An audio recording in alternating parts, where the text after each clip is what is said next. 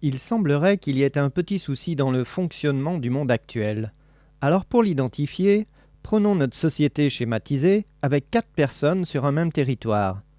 Un producteur de nourriture, un producteur de vêtements, un producteur d'un peu tout le reste, ainsi qu'un marchand qui va transporter et vendre ses productions parce que chacun des producteurs est éloigné. Dans cet exemple simplifié à l'extrême, pour faciliter la compréhension, chacun a besoin de ce que produit l'autre.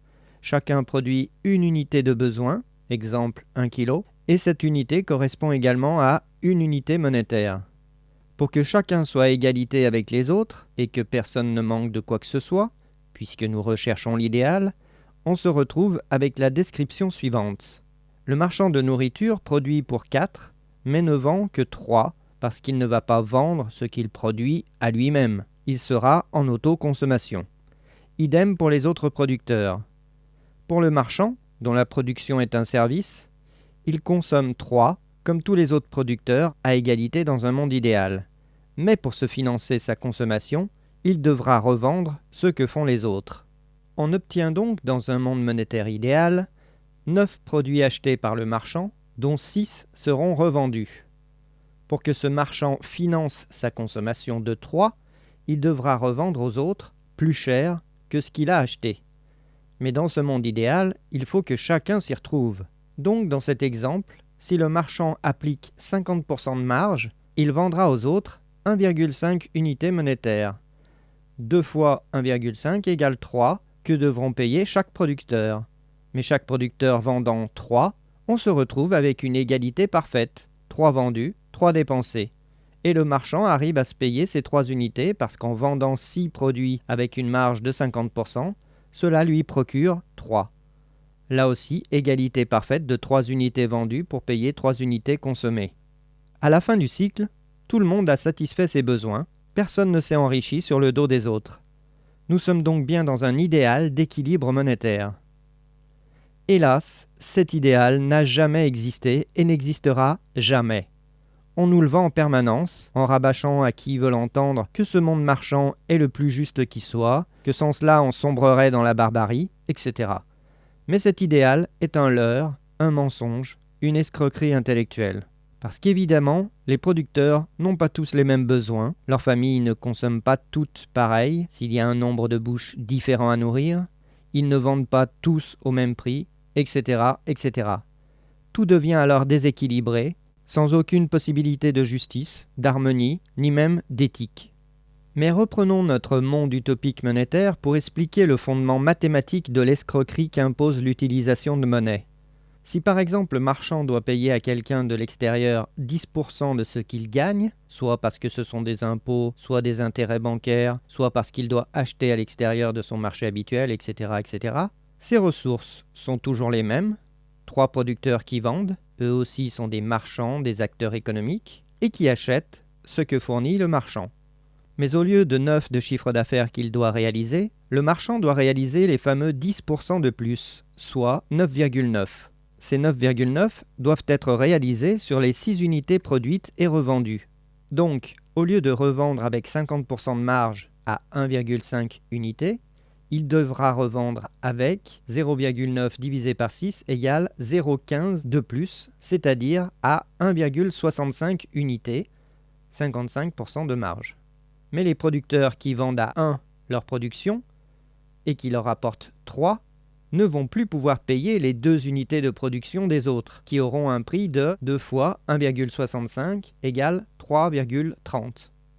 Ils ne peuvent pas inventer ce 0,30 qui leur manque. Et s'ils augmentent les prix pour la vente de leur production, cela ne changera rien à ce déséquilibre, car le marchand devra leur revendre encore plus cher.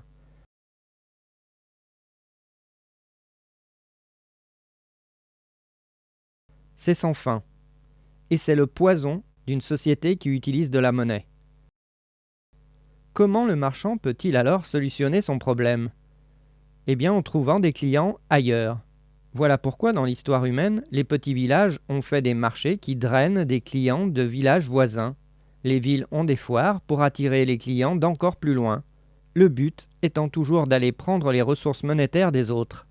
Or, lorsque vos clients vont voir ailleurs, sur un marché autre que local, Vous, sur votre marché local, vous ne vendez pas, car une même unité monétaire ne peut pas être dépensée deux fois. Si vous apportez votre monnaie à un marchand plutôt qu'à un autre, l'un gagne, l'autre meurt.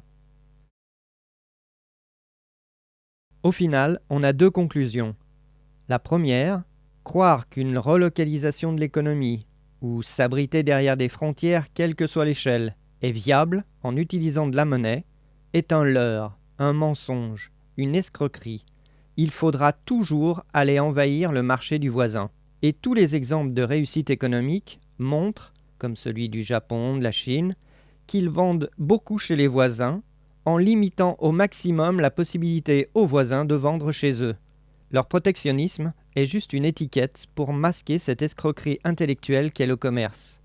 Et cela ne vient pas d'un pays plutôt qu'un autre. Non, n'oubliez pas, cela commence dès un tout petit lieu et c'est intrinsèque à tout système monétaire. Deuxième conclusion, il est totalement illusoire et mensonger de prétendre qu'un monde monétaire puisse procurer à l'humanité un système économique harmonieux. Seule une guerre économique totale, qu'elle soit locale ou internationale, peut se développer avec un tel système. N'hésitez pas à compléter ces informations par le visionnage de 4 vidéos courtes qui expliquent la rareté relative de la monnaie, la vitesse de rotation monétaire, la croissance destructrice et la croissance obligatoire. Évidemment, pour bien saisir l'escroquerie intellectuelle que représente le commerce, c'est-à-dire l'utilisation de monnaie, il faut pouvoir prendre du recul, ne pas être limité à son nombril et donc à son porte-monnaie, ne pas être la tête dans le guidon, ne pas être non plus totalement détaché des implications. Bref, il faut des connaissances et le temps pour bien digérer ces connaissances. Or, le temps, c'est de l'argent dans un monde monétaire. Alors, aurez-vous un jour le temps pour bien digérer et assimiler l'équation de notre monde avant qu'il nous détruise ?